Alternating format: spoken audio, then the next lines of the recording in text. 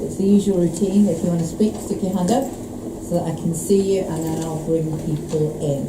I think we're speaking from the audience as opposed to coming up, if people are okay with that. So can I take you first? Did I see a hand at the back? No? Okay, I'll take you first, followed by you, and then let's see who else we've got. Yeah. Thank you very much. I'm Kieran from the Green Party Youth Executive.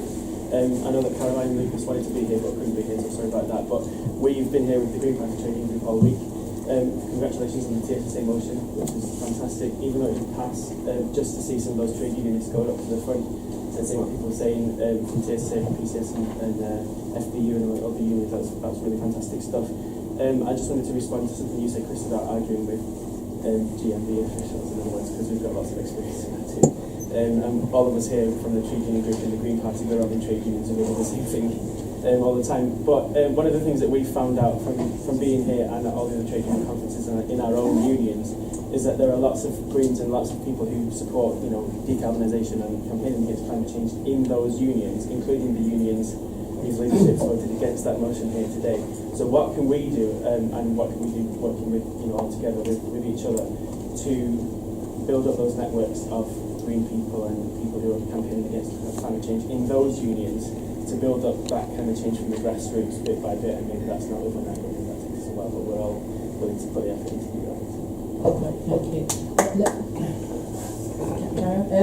Let's take a few more questions. Remember, I'll go back to Zita and Chris, and then if you're okay, guys, we'll just wait and you go. Yeah. So, yeah. Sure, from real news, the collective. Bill, I want to talk about tracks basically, because I think you're not being told the truth. The stuff they told you only relates to one part of the process. We've done a lot of work with Biofuel Watch, making films of them. The scientific evidence that's coming through is that the whole process wood is worse than coal in terms of the carbon emissions it produces. Worse than coal. The only reason tracks are doing it is because biofuels are seen as green energy for some unbelievable reason. So under EU guidelines, in order to stop being shut down, they have to go to a wood-coal mixture. But it's actually going to make the carbon emissions worse. The amount of wood they're talking about burning, if the plans go ahead, is 9 times the annual wood production in the UK. 9 times the annual wood production. What that means is it's all coming from abroad. The other thing is they have to, because of the process, they have to burn hardwood, which means at the moment they're cutting down hardwood forests, ancient hardwood forests in California. We've spoken to the farmers who live in these places. They're saying they're devastating areas, these are being thrown off their land. These are mainly black First Nation communities that are being displaced off their land. In this country, where they manufacture the pellets, the plants, and again we've been to 2 of them, are all of them are in working class communities, and there are serious problems with cancers, pollution. I've been to these places, within 10 minutes you can barely breathe, you can feel them within your lip. Like, the whole thing is a nightmare.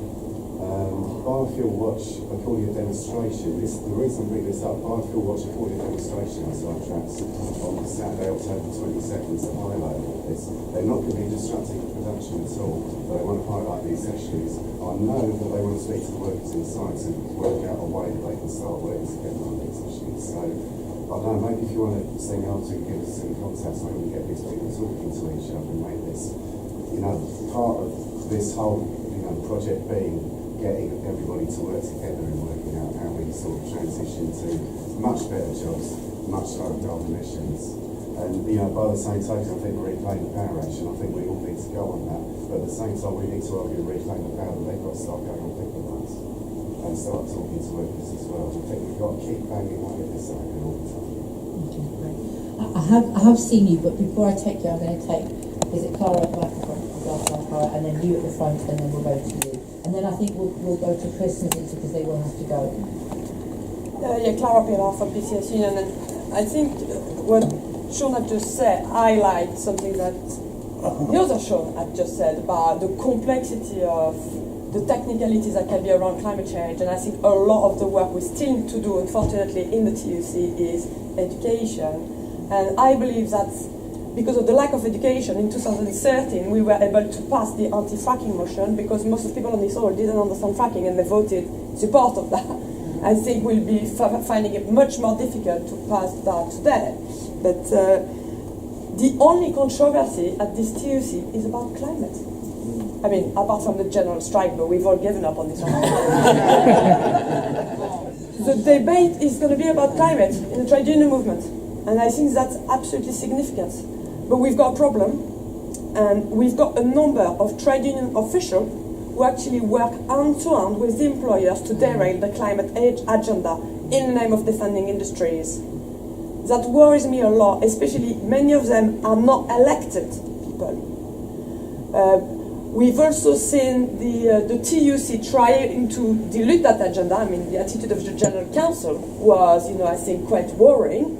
But on top of that, they were trying to get rid of the climate committee. I can't remember the technical name of the TUC climate committee. They were trying to dilute it into an industrial committee.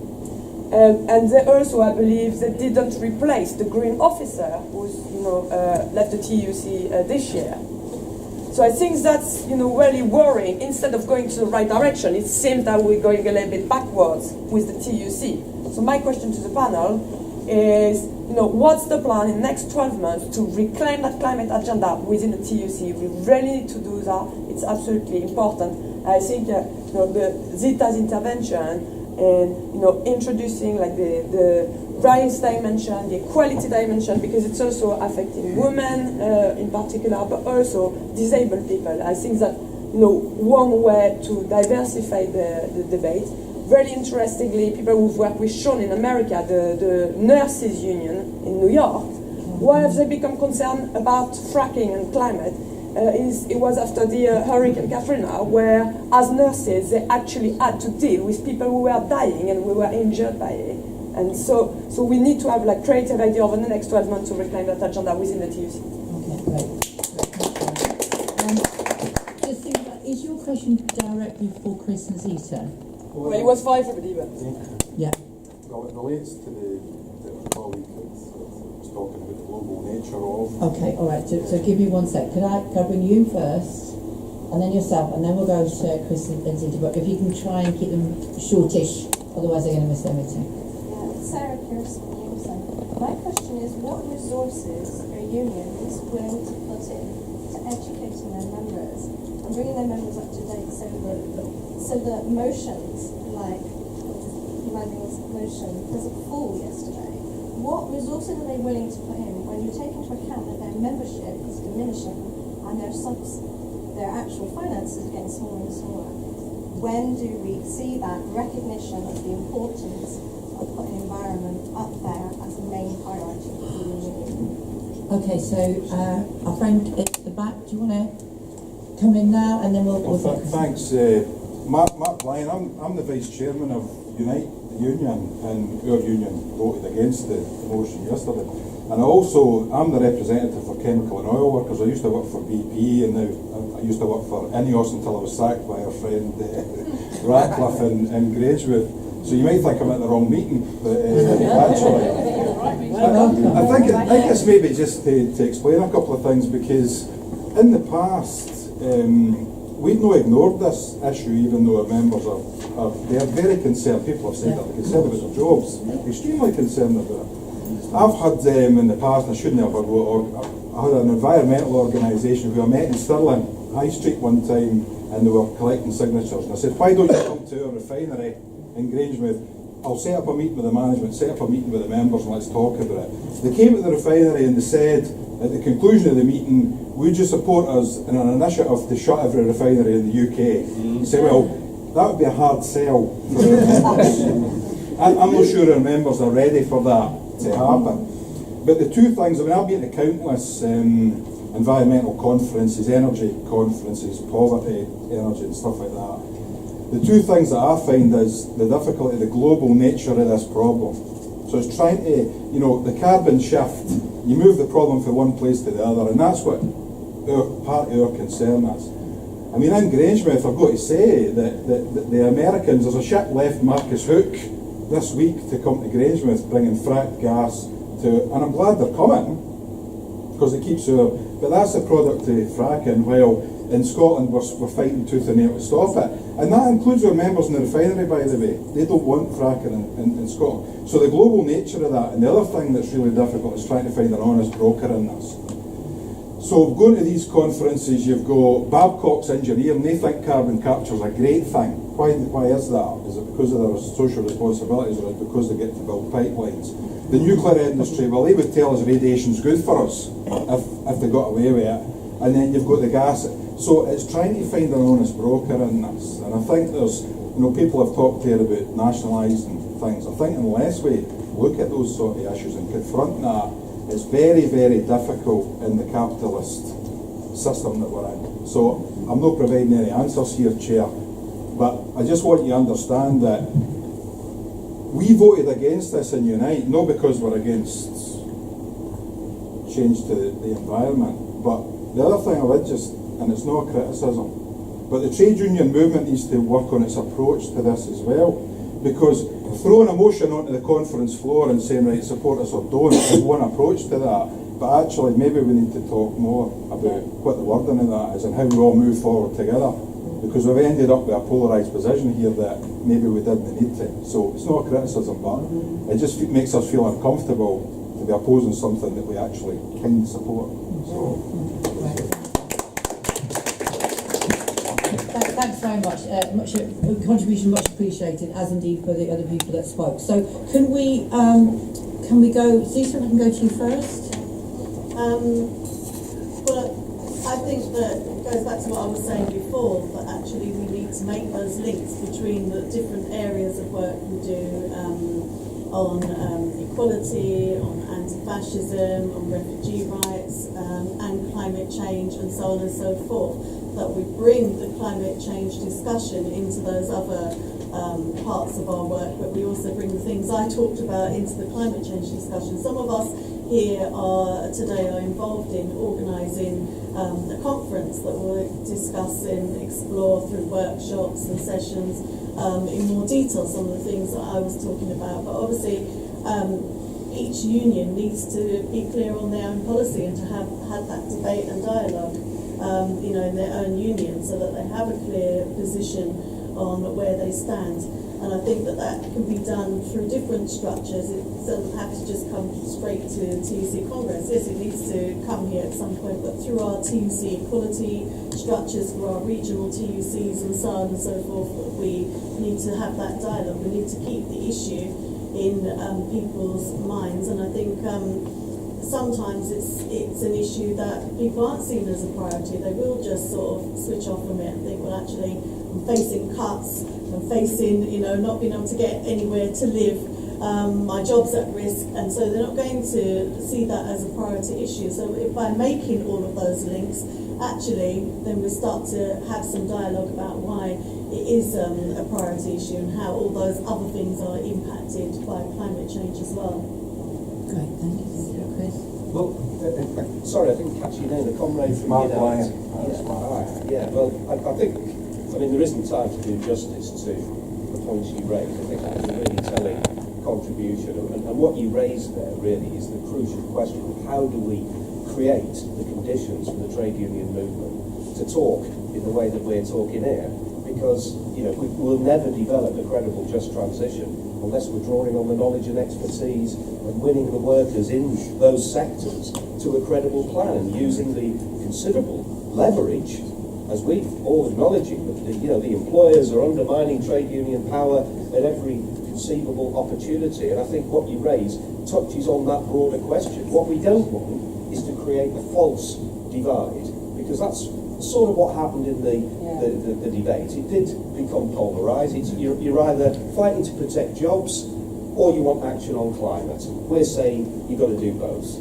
And there's a way of doing it, but only by engaging workers in that sector for the trade union movement to think in far more detail about how we do that. And it does involve intervening in individual unions. The question was raised about resources, and it's true, many unions are seeing membership and income decline, not least PCS, because of the job cuts and the removal of check-off, but we still allocate resources to climate. It's not been easy in our union. There's still a lot of, we've hell of a lot of work to do to convince members that climate is a trade union issue. It's not some far and distant issue, but we can intervene. I mean, at the Unite Policy Conference, for example, the position of the executive was that essentially support fracking. But there was a fringe meeting and there were interventions made on the floor of that conference, and Unite has now got a formal position of opposition to fracking. So it's just one illustration of what is possible and how we can intervene. There's no shortcuts to it. Some unions lend themselves more easily to democratic participation, let me put it that way. But all of them, there's ways and means within any individual union to start taking these issues forward. So, I mean, I think that's essentially the point I want to take away from this discussion. How do we start creating the conditions through TUC bodies, through unions, and most notably with the industrial unions, so we can start having that dialogue, drawing on that knowledge and expertise, and start to develop a credible, just transition that, yes, poses some big questions about the nature of our economy. And I'm with those who say the moral of the story is we can't leave it to the market. It opens up much bigger questions about public ownership and the type of society that we want. And I think if we approach it in that way, I'm convinced we can go amongst any section of the working class, in any of the industrial sectors, whether it's any of our members in the public sector, and I'm sure with these type of arguments we win popular support. Okay, guys. So this is what I propose to do. I'm going to take the remainder of the questions or comments, and then we're going to go back to the panel, and then we will close the meeting. And we've got about, yeah, great. So it'd be definitely sensible to get your hand. We've got about 20 minutes to do all of that. So let me see whose hands went up. Okay. So I think if we do yourself, and then yourself, and then we'll move it on. So can everyone be kind of reasonably concise? Because otherwise we won't be able to do it if people are talking for a very long time. So yeah. Oh, okay. Well, Richard's just gone, but I was going to say thanks for that contribution. It's fantastic, and it was amazing when Black Lives Matter did a protest. The backlash against that, the backlash against what are they talking about? That climate change is a racist issue. It's incredible. But it was absolutely right. It is, and we've got to, especially to our young members, to work with immigrant communities, and also to work with Black members, because it is particularly key for them. So Mark, your contribution is so interesting. Actually, yeah, we do have to look maybe how do we get kind of like an interim conference on sort of alternative and sunrise industries that we were talking about before, and let's have that discussion as soon as we can. I'm also very interested because Grangemouth, obviously, one of the arguments against was that somehow these opposing communities were hitting on workers and kind of I mean, and there is the argument about protests. We have to link up with protesters. More protesters do need to be more aware of unions and work together. And I've had lots of conversations with, for example, Reclaiming Power, who do direct actions about really you go and talk to people first, but also just go on every picket line. Go and support the workers now, right here, right now, even if they're in carbon-heavy industries, because we're all suffering from the employer and the capitalists. And you start to work it out from there. But coming back to Grangemouth, I'm just saying we are all communities as well as workers, and in Grangemouth, people are also suffering. You know, you live there, but you know, environmentally, there's conditions as well. So there's so many issues that all tie together, and I think to have a discussion about where we could go with jobs would be fantastic. Okay, thank you. I'm going to ask people to be as precise and as they can. Short, please, is what I'm looking for. So yourself, and then yourself. So let's do that. During the debate yesterday on climate change, I kept thinking of a story that appeared only a few days ago in The Guardian, and no one mentioned it. And it was about the effects that carbon dioxide levels in the atmosphere are now actually having on airplane travel. It's causing a far higher incidence than we've had in the past of extreme turbulence, which I believe is actually hurting things, killing things like that.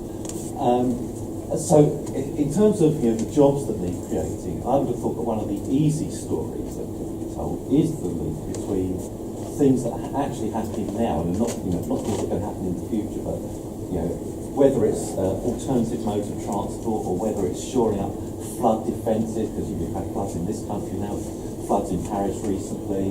All of these things are quite easy to tell to people because they're happening, and people need protecting against them, so people have got to do the jobs to actually sort of build the appropriate defences, and then you can sort of build the sort of link into the other kinds of jobs that are needed in terms of alternative energy sources. So maybe we need to link up, sort of with the arts and culture sections of the union, but it seems to me there is a fairly coherent story that should be quite easy to tell.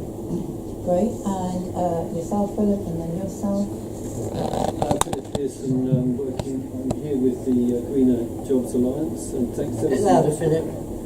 Thanks ever so much to Manuel and TSSA for getting the feathers flying on Congress floor. It may not be the result we wanted, but it's brought stuff out in the open, and it's brought possibly, it's great to see Unite members here, senior officials from Unite, for example. Mark, your comments about INEOS, that's really, really significant.